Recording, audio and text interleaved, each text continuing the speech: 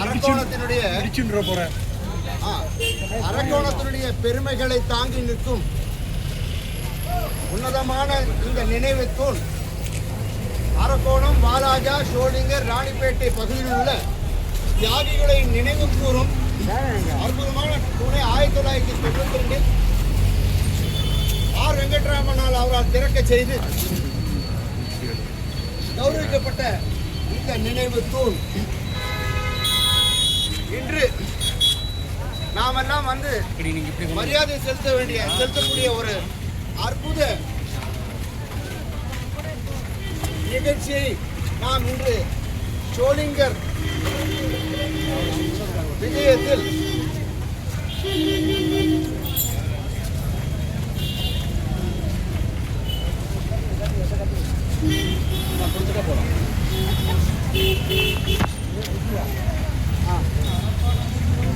இந்த bus stand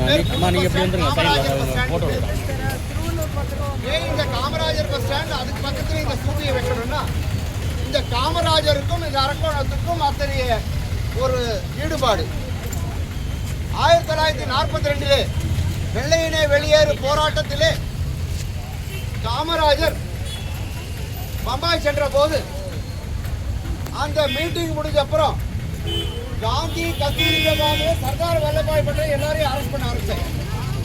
Kamarajar எல்லாரும் நீல சஞ்சீவ ரெட்டிலேருந்து எல்லாரும் பம்பாய் மையிலேருந்து தப்பிச்சு வர அவ ஊருக்கு போற வழியிலே எல்லா இடத்துலையும் அரெஸ்ட் ஆக ஆரம்பிச்சிட்டாங்க. காமராஜரும் தமிழகத்திலே அரெஸ்ட் ஆக போற சூழ்நிலை. இந்த சூழ்நிலையிலிருந்து எப்படி காப்பாற்றுவது என்று ராஜாஜி எப்படியாவது காமராஜர் பம்பாய் மையிலே வரார், அவரை காப்பாற்றி ரகசியமாக அழைத்து செல் என்று அரக்கோணம் காந்தி தேவராஜேங்காரான எனக்கு பாட்டை நான் தகவல் கொடுக்கிறேன்.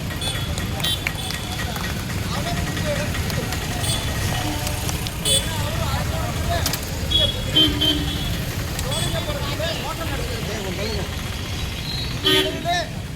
தன்னுடைய சகாக்கள் நிறைய பேர்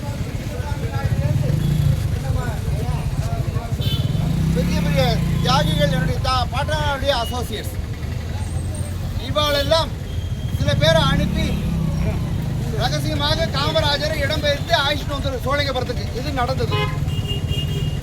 இதற்குள்ள காமராஜர் பார்க்கிறார், நம்ம அரெஸ்ட் ஆகிட்டோமானால் பம்பாய் புரட்சியிலிருந்து நாம் எடுத்துன்னு வர துண்டு சீட்டு பிரச்சாரங்கள் எல்லாம் அரசாங்கத்தால் கொளுத்தப்பட்டு விடுமே என்று பயந்து அது பிரச்சாரம் செய்து ஜனங்களுக்கு விநியோகம் பண்ணணும்.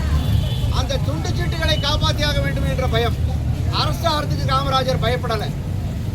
அப்படி ஒரு நிகழ்ச்சியில நடக்கின்ற போது காமராஜர் என்ன செய்து பார்க்கிறார், ஸ்டேஷன்ல பார்த்தா அரக்கோணம் ஜங்ஷன். இந்த அரக்கோணம் ஜங்ஷன் பார்த்தோன்னே அவருக்கு தோணினது தேவராஜ ஐயங்கார். இந்த தேவராஜ ஐயங்கார் ஹோட்டல் நடத்துவாரு என்று சட்டுன்னு அவருக்கு மனசிலே வந்து இந்த அரக்கோணம் ஜங்ஷன்ல இறங்கினா இதை அவர் சாவி இதழிலே அவரை பேட்டி கண்ட சாவி இதழ் அவர் கொடுத்த நேரடியான பேட்டி அது. நான் அரக்கோணம் ஜங்ஷனில் தேவராஜ ஐயங்காரை பார்த்து தான் இறங்கினேன் காமராஜர் சொல்றார். இரவோடு இரவாக அவரை கடந்து காமராஜரை ரகசியமாக இடம்பெயர்த்து சோழிங்கபுரம் வழியாக அழைத்து செல்கின்றனர். அங்கே இரவு ராத்திரி அந்த அரக்கோணம் சோழிங்கர் ராஜேந்திர பிரசாத் ஹோட்டல் என்று பாட்டனாருடைய ஹோட்டலிலே ஒரு ரகசிய கூட்டம். அந்த ரகசிய கூட்டத்திலே காங்கிரஸ் தொண்டர்களை எல்லாம் அழைத்து அந்த விநியோகம் செய்கின்றார்கள். அந்த அடுத்தபடியாக அவரை அந்த பாரதி பஸ் ஓனர் சோழிங்கர்ல பாரதி பஸ் ஓனர் எல்லாருக்கும் தெரியும், அவளுடைய காரை வாங்கி அவரை கொண்டு போய் பாலாஜாலரி கல்யாணராமையர் தியாகி கல்யாணராமையாரை வீட்டுக்கு கொண்டு போய் விடுறான். கல்யாணராமையர் ராத்திரி வந்து தட்டுறது யாருன்னு தெரியாம திறந்து பார்க்கும்போது காமராஜர் அவரை பத்திரப்படுத்தணுமேனு அவரை சில தூரம் தள்ளி இருக்கின்ற ஒரு ஒரு முஸ்லீம் வீட்டில் காலியாக இருக்கிற முஸ்லீம் வீட்டில் தங்க வச்சு பிற்பாடு அவர் பல பிரச்சாரங்களை செய்து விருதுநகரில் போய் அரெஸ்ட் ஆகிறார். அவர் விருதுநகரில் அரெஸ்ட் ஆச்சு. தேவராஜன் அவர் சகாபுரம்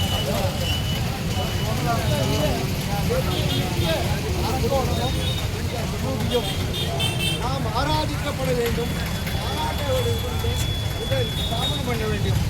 இது நாம் அரசாங்கத்துக்கு வைக்க ஒரு முக்கிய கோரிக்கை என்னன்னா, மத்திய மாநில அரசு இரண்டுக்குமே நாம் வைக்க வேண்டிய கோரிக்கை, இப்படிப்பட்ட புராதனமான ஸ்தூபி இருக்க வேண்டிய அழகிலே இல்லை.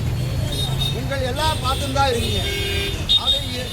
அதற்குரிய மரியாதையை அதற்கு தரணும் தான் இந்த இரண்டு மத்திய மாநில அரசுகளை அவருடைய வம்சாவளிய பேரனான தேவராஜேந்திர அவருடைய வம்சத்தில் ஒருவனான நான் இந்த தியாகிகளின் அனைவரின் பிரதிநிதியாகவும் உங்கள் முன்னே நான் வைக்கும் பிரதிநிதி என்னுடைய அப்பீல் அதை ஏற்று இந்த சூபியையும் இந்த காமராஜர் இடத்தையும் அழகாக செய்ய வேண்டும் என்பது எங்களுடைய வேண்டுகோள்.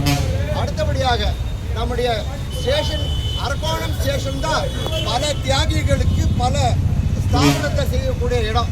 அந்த ஸ்தாபனம் பண்ண வேண்டிய அந்த ஸ்டேஷனில் இதே மாதிரி ஒரு நினைவு தூணையோ அல்லது தியாகிகளை மதிக்கக்கூடிய ஒரு ஒரு நிகழ்ச்சியோ அல்லது நினைவு மண்டபத்தையோ அந்த ரயில்வே ஸ்டேஷனில் கட்ட வேண்டும் என்று மத்திய அரசு மோடிஜி அவர்களை பிரார்த்தனை பண்ணி கேட்டுக்கிறோம். இந்த முகநூல் வாயிலாகவே உங்களையெல்லாம் சாட்சியாக வைத்துக்கொண்டு எங்களுடைய வேண்டுகோளை அந்த பாரத பிரதமர் மோடிஜி அவர்களுக்கும் நம்மளுடைய தமிழக முதலமைச்சர் அவர்களுக்கும் இந்த நேரத்தில் என்னுடைய தாழ்மையான வேண்டுதலை முன்வைக்கிறேன். நன்றி, வணக்கம்.